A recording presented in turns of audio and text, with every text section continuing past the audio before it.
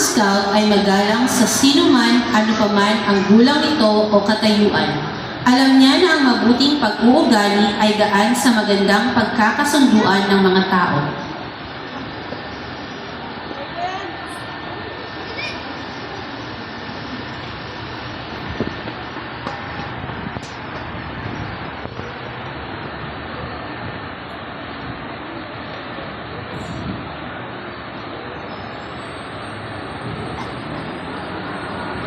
Ang scout ay mabait! Ang scout ay nakakaunawa na may angking lakas ang pagiging mabait. Itinuturing niya ang iba gaya ng gusto niyang pagturing ng iba sa kanya. Hindi siya nananakit o namiminsala ng mga hayop at iba pang bagay na walang kadahilanan at sinisikap niyang ito ay mapangalagaan.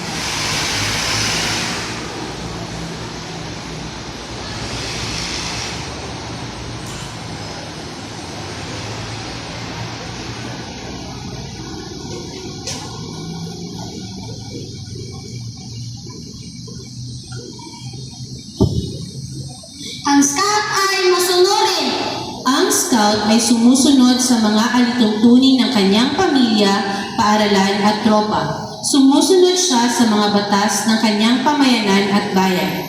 Kung inaakala niyang may mga alituntuning hindi tama, sinusunod niya ito at hindi sinusuway. Ngunit sinisikap niyang mabago iyon sa matiwasay na pamamaraan.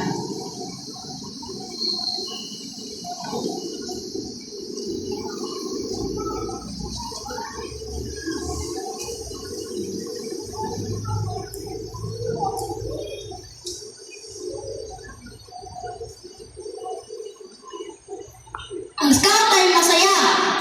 Ang scout ay nagsisikap tumingin sa maaliwalas na bahagi ng buhay.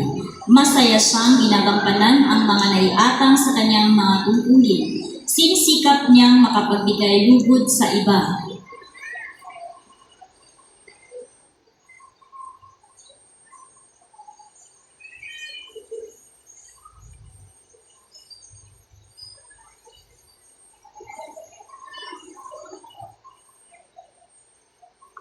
Ang scout ay matipid!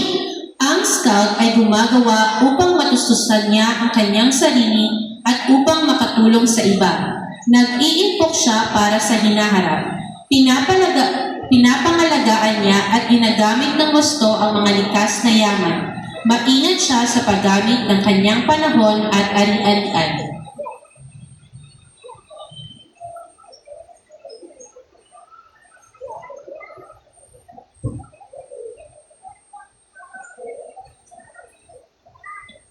Ang scout ay matapang! Ang scout ay may lakas ng loob ng marap sa panganib kahit may taglay siyang pangamba. Siya ay naninindigan sa mga inaakala niyang tama at matuwid sa kabila ng tubyo o pananakot ng iba.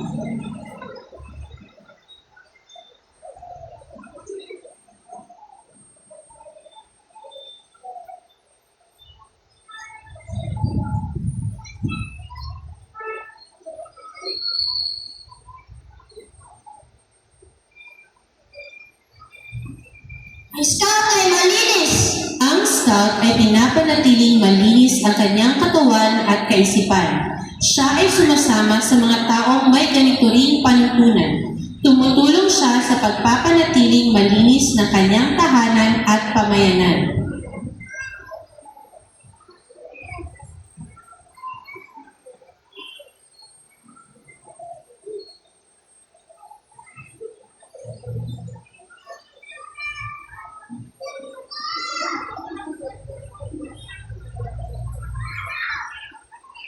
Ang scout ay makadiyos! Ang scout ay makitagan sa Diyos. Tinutupad niya ang kanyang mga tungkulin ng kanyang pananampalataya. Iginagalang niya ang paniniwala ng iba sa kanilang pananampalataya.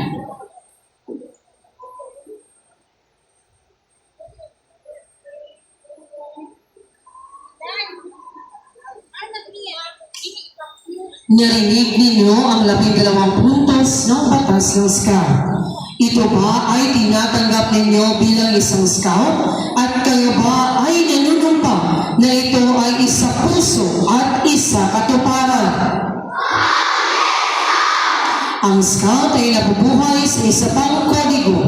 Ito ang panunumpa ng Scout. Ang panunumpa ng Scout ay naglalarawan ng pagtanggap sa kanyang katungkulan sa Diyos, sa bansa, sa kapwa at sa kanyang sarili. Gusto kong bigkasin ninyo sa harap ng nakararami sa unang pagkakataon ang panunumpang ito. Hinihiling ko ang ating punong tagapag-ugnay ng tropa sa paaralan, Scout Raymond Rondon, na pakisindihan ang 3 kandila habang binibigkas natin ang panunumpa ng Scout. Scouts, take my command. Comando! Scouts, palando! Bigkasin muli ang aking sasabihin sa ngalan ng aking dangal ay gagawin ko ang buong makakaya upang tumupad sa aking tungkulin sa Diyos at sa aking bayan, ang Republika ng Pilipinas, at sumunod sa batas ng Scout, tumulong sa ibang tao sa lahat ng pagkakataon, pamalaging malakas ang aking katawan, gising ang isipan, at marangal ang asa. Handa, baba, tikas, no. Ngayon, alam na ninyo ang panunumpa ng Scout. Tinatanggap na ninyo ang katungkulang ito at isinusumpa na isa puso at sundin ang panunumpang ito. Sa pamamagitan ng panunumpa at batas ng Scout ay naliwanagan ng ating landas. Ngayon, gusto kong ituon ang inyong pansin sa watawan ng ating bansa. Scouts, take the command. Humanda! Rap sa watawan! Rap! Bilang isang Scout, alam natin na mahalaga ang ating watawan. Alam natin ang kahulugan nito. Alam natin kung paano pahalaga nito. Minamahal natin at ginagalang ang bansang sinasagisag nito. Scouts, palanda!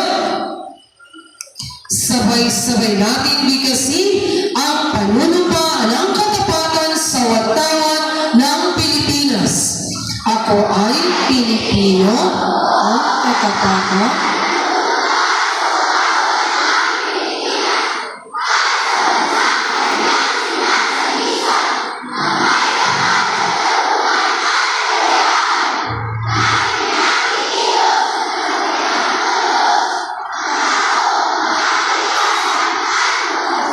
Handa, baba. Rap sa gitna. Rap. Tigas, no.